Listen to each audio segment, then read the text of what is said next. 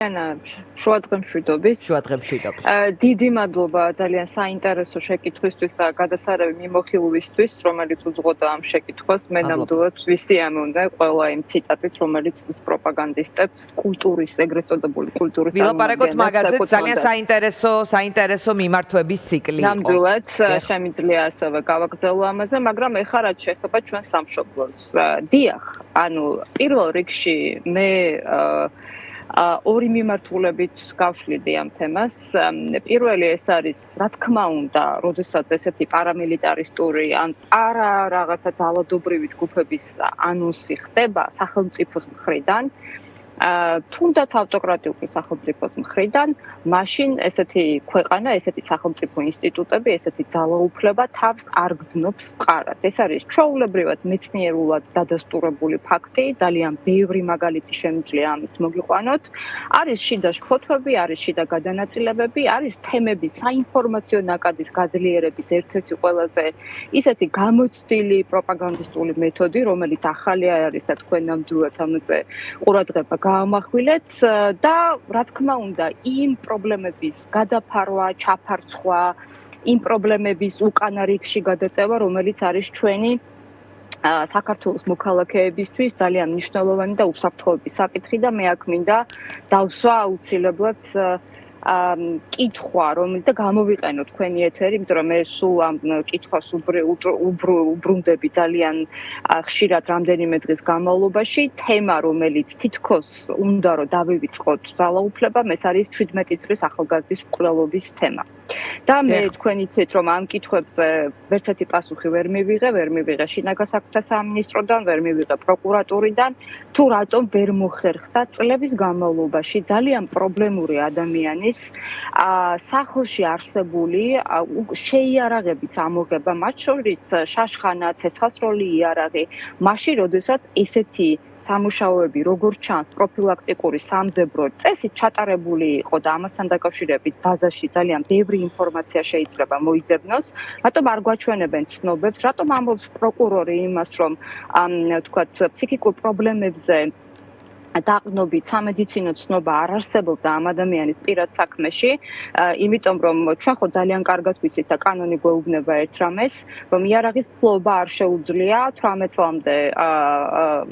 წლამდე ადამიანს დასრული სანამ არ იქნება და ასევე ფსიქიკური პრობლემები თუ აქვს, ჯანმრთელობის პრობლემები თუ აქვს, თუ არის ფსიქოტროპიული საშუალებების თრობის ქვეშ შემჩნეული, დაჯარიმებული, ასევე კონკრეტულად იქ არის ჩამონათვალი. ეს არის კანონის ანა და ბანა, იცის და განსაკუთრებით ეს უნდა იცოდეს პოლიციამ და ძალიან ბევრი ადამიანი მეკითხება, სხვათა შორის შეწუხებულია უამრავი ადამიანი, მე ხა კახეთიდან გერთვები და როდესაც საუბრობთ და ვლაპარაკობთ, უამრავი ადამიანი ამას კითხულობს, რომ კი, მაგრამ რა მოხდა ისეთი, თუ იცოდა ბევრმა ადამიანმა და ამას ოჯახის წევრი საუბრობს, რატომ ვერ მოხერხდა ცეცხლსროლი იარაღის ამოღება ამ ოჯახიდან. ამაზე ჩვენ ვერ მოვისმინეთ პასუხი და ესე იგი შინაგან საქმეთა სამინისტრო იმის მაგურად რომ გამოვიდეს, ამ პროკურატურა გამოვიდეს დიანა და ძალიან კონკრეტულად გითხრა საზოგადოება ჩათვალონ იმის ღირსად. 17 წლის ბავშვი გარდაიცვალა. ჩაცხრილეს ბავშვები და გავლენს მოხდა გუშინ წინ თუ არ ვცდები თუ გუშინ დასაფლავება იყო, ვინც შეესწრო და ვინც უყურებდა ამას, არ ვიცი, შემზარავი იყო, ზღვა ნაკადი ახალგაზრდები შავებში ჩაცმული, მოტირალი, დაბნეული ახალგაზრდები, ამიტომ უნდა გამოვიდნენ და ძალიან კონკრეტულად ბაზიდან ამოღებული ცნობები უნდა მიეცათ. კი ბატონო, აქვე შევნიშნავ, ხატია უკაცრავად, აქვე შევნიშნავ რადიო თავისუფლების ჟურნალისტი ნინო თარხნიშვილი სოციალურ ქსელში წერდა 2 დღის წინ, რომ კლინიკაში შედგა სასამართლოს ხდომა, არა და როცა დასრულდა თუ არა სასამართლოს ხდომა, ის კლინიკიდან გადაიყვანესო გდანის ციხეში.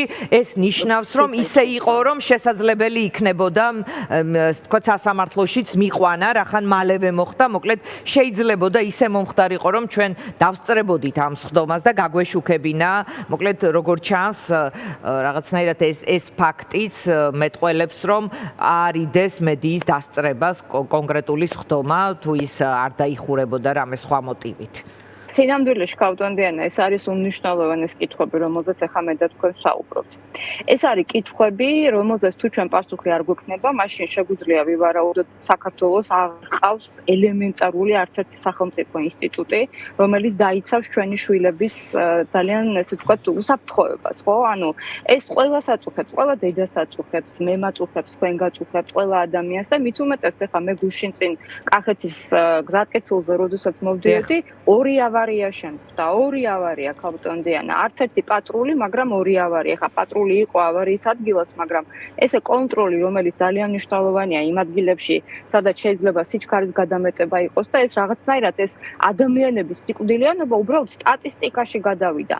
მაგრამ იქ სადაც შეიძლება რომ სახელმწიფომ გადამწყვეტი როლი ითამაშოს და ეს ზუსტად არის იარაღთან დამოკიდებულება, პრობლემურ ადამიანებთან დამოკიდებულება, კრიმინალთან დამოკიდებულება, სუბკულტურის გავრცელება კრიმინალურის ქვეყანაში, აქ სახელმწიფოს ჩვენ ხედავთ რომ საერთოდ მოშლილია და ამის მეორე ნაწილს გეტყვით ახლა რა ის პროპაგანდისტულად რასაც ცდილობენ რომ მუდმივად რაღაცნაირად ეს საინფორმაციო ტყვიამფრქვევი შემოიტანონ და გადაფარონ ყველაფერი.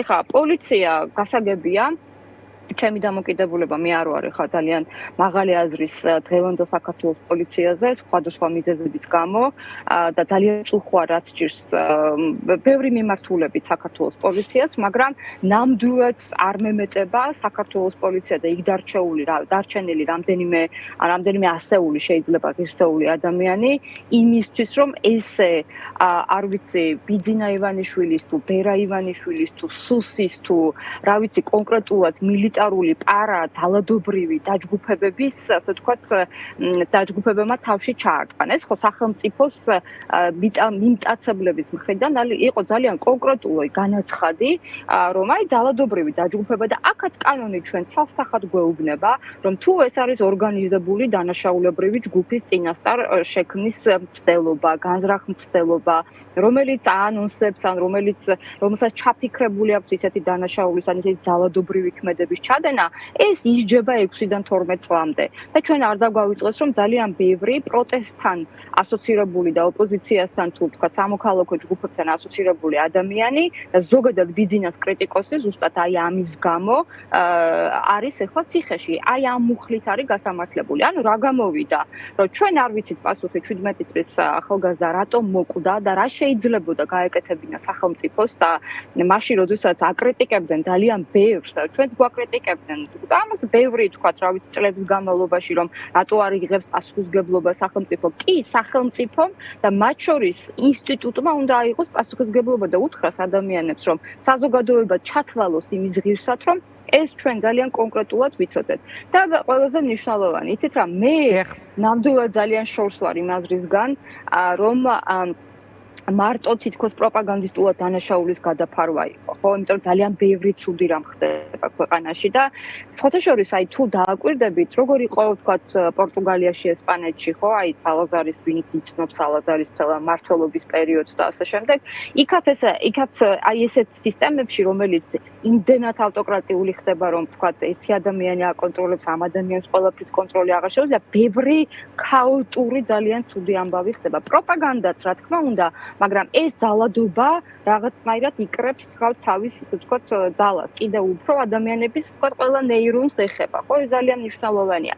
მაგრამ ჩვენ ხო კარგად ვიცით, რომ არავითარ ტრადიციების დამცველები, ახალგაზრდები არ არიან და მე სპეციალურად ასევე საინფორმაციო ველისთვის, ჩემთვის რაც გადავავლე თვალი, მათ საინფორმაციო სოციალურ ქსელებს, აი სადა ახალგაზრდა დამოვიწყდა გვარი რომ გამოვიდა არც ხო ერთის გვარი ვიცით პრინციპ შეიძლება ახალმა ამბებმა მიაგნოს ხვები ვინ არიან კი არც ერთი სიტყვა არც გელაძე მართლა არც გინტურის კვლევობაზე არც ერთი რა ვიცი ქართველი გმირების გაშიარებული ან გაზიარებული სურათი ან არაფერი საერთოდ ანუ სოციალურ ქსელში მათი აქტივობა რომ რაღაცებს იცავენ და ასე ვთქვათ ეს ამ შთაბეჭდილებას არ გიტოვებთ მოკლედ ამ მიმართულებით რომ რაღაც განსაკუთრებით გზნობიარეები არიან არა რა თქმა უნდა არავითარი ტრადიციების დაცვა არ არის მათი ამოცანა ეს არის როგორც გითხარით სუსის ხელდასხმული აი რაღაცნაირად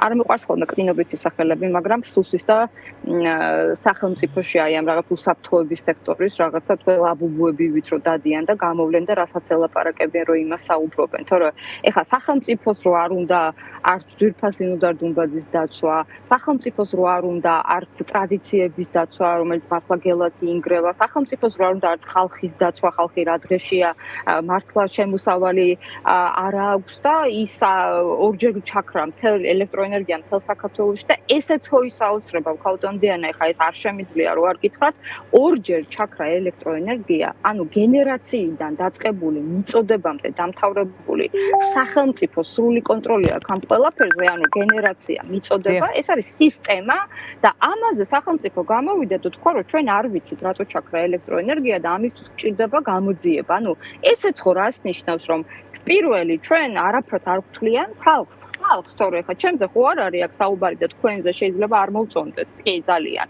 თქვა ბიძინაევანიშვილს, მაგრამ ხალხზე და მეორე აქ საუბრობენ იმაზე რომ ჩვენ გამოვიძეთ, რას გამოიძიებენ, ყველაფერი უნდა იყოს ამხელა ხელფასებსებენ ენერგოსისტემაში, ხო? ამიტომ ყველაფერი ეს მათ შორის სანქციების თემა, მათ შორის ნავთობტერმინალის დასანქცირება, კრიპტოკომპანიების დასანქცირება. მე ამაზე სულ საუბრობდი და თქვენთანაც არაერთხელ მისაუბრია ყულევის ნავთობტერმინალის დასანქცირება, რომ იყო ძალიან ახლო და პრინციპში არა იმიტომ, რომ ვიღაცამ რაღაცა თქვა, ვიღაცას ეს უნდოდა, არამედ იმიტომ, რომ საზღვაო რუკაზე, რომელიც აკვატორიაში აჩვენებს ყველაფერს, ნავთობის მიწოდებას, გაცემას, გადამუშავებას, რუსული ნავთობის, ყველაფერი ჩანს, არაფერი განსაკუთრებული აქ არ არის, იმიტომ რომ თანამედროვე ციფრულ სამყაროში ეს ყველაფერი ხელის გულზეა. ამიტომ ბევრი ისეთი ძალიან მნიშვნელოვანი საკითხია, რომელიც ეხება ჩვენი ქვეყნის სახელმწიფოებრიობას, მაგრამ განსაკუთრებით დაუბრუნდები მე ახალგაზრდის მკვლელობას, ქალტონდიანა, მე ვიცი რომ თქვენ ამ თემაზე სულ ისაუბრებთ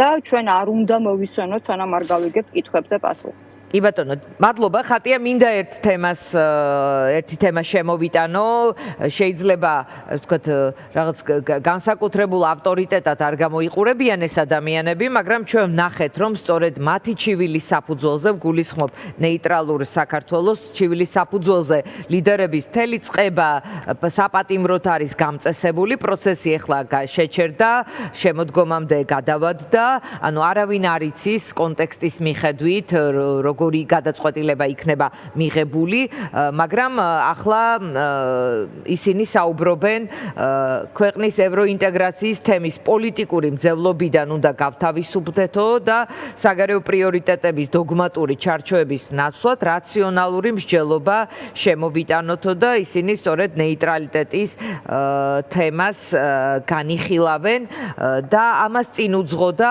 პაპუაშვილის არაერთი განცხადება, როგორი ევროკავშირი გვინდა ჩვენ. არის თუ არა ამ მიმართულებით გარკვეული საზოგადოებრივი აზრის, ასე ვთქვათ, შეჩვევის მცდელობა? პრინციპში ეს ახალი არ არის, ახლა ანტიდასალური პროპაგანდა და საქართველოს პრორუსული, ვთქვათ, ძირითადი გზავნილის გაძლიერება პრორუსული ჯგუფებისგან, პრინციპში ხა ასეთ გავლენას სფეროს მიეკუთვნება ანტიქართული ოცნებას, მაგრამ ნეიტრალური საქართველო თუ ეგრეთ წოდებული ნეიტრალური საქართველო იმ ადამიანებით, რომლებიც ძალიან დიდი ხანი ჩემი ღრმა რწმენით ნამდვილად ასე თუ ისე იყვნენ რაღაცნაირად ინფილტრირებული სწორედ რუსული გავლენების გასაძლიერებლად, ასე თუ ისე შეიძლება ზოგი ზუსტად, შეიძლება ზოგი მერე, შეიძლება ცოტა ადრე, მაგრამ ერთი რამ მინდა გითხრათ, რომ ეს ახალი არ არის.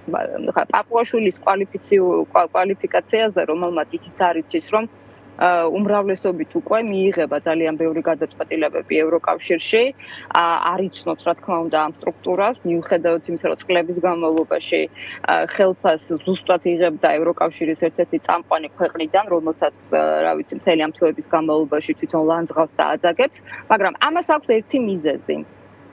უბრალოდ ორი მიზეზი აქვს. ერთი რაც ბძანეთ, რომ კი, ეს არის მათ შორის მათი მხრიდან იმდენად გენერალიზება, ანუ რაღაცნაირად გაშლა თემის, რომ ადამიანებში ის შეგრძნებები აღარ გამოიწვიოს, თქვათ ევროკავშირთან დაშორებამ, რაც გამოიწვია 2024 წლის 28 ნოემბერმა, ანუ ესეთი მწვავე შეგრძნებები აღარ იყოს, ეს ერთი და მეორე თვითონაც ძალიან კარგად იციან, იმიტომ რომ ჩემი მოსაზრება ხო იცით, ცოტა შეიძლება არაპოპულარულია, მაგრამ ყოველ შემთხვევაში ეს არის ჩემი მყარი მოსაზრება, არაფერი სავაჭრო არ უნდა ბიძინა ივანიშვილს ჰქონდეს, არ ვაჭრობს, არაფერს არ აკეთებს, უბრალოდ მას იგი მიდის იმ სისტემით, რა სისტემაც გულისხმობს საქართველოს იზოლაციას. ამიტომ ცდილობენ, რომ რაღაცნაირად უკრაინა, მოლდოვა წინ მიდის, კლასტერები იხსნება, 2030 წელი მანამდეც უკვე რაღაცნაირად სხვა თქვათ სხვა სივრცე იხსნება ზუსტად აღმოსავლეთ ევროპის ქვეყნებისთვის ახალი უსაფრთხოების სისტემა თავისი სარაკეტო თავდაცვებით, როდესაც ახლა მოლდოვას აძლევს ძალიან სერიოზულ დახმარებას მისცა უკვე ევროპის კავშირმა, მაგრამ აი ამბობენ, რომ ჩვენ რად გვინდა პროპაგანდისტულად რუსული მეთოდებით, ჩვენ რად გვინდა, როცა ნახეთ ესე იღებენ გადაწყვეტილებას. ანუ გადაწყვეტილება ისე მიიღება ევროპის კავშირში, რომ იქ პატარა ქვეყნებიც რა თქმა უნდა გათვალისწინებულია, მაგრამ ამაზე არ ლაპარაკობენ. ანუ საზოგადოებრივი აზრის ფორმირება, შემგუებლობა პირველ რიგში და ასევე ის რაღაცნაირად იზოლაციის გრძნობის გამყარება. იმიტომ რომ ივანიშვილის ახლა წარმოსახვა როგორ არის, რუსეთი სუსტია, ნამდვილად თქვენაც წინა სიტყვაობა გქონდათ 2027 წელს როგორი იქნება თქვათ ომის მიმდინარეობა, არავინ არ იცის.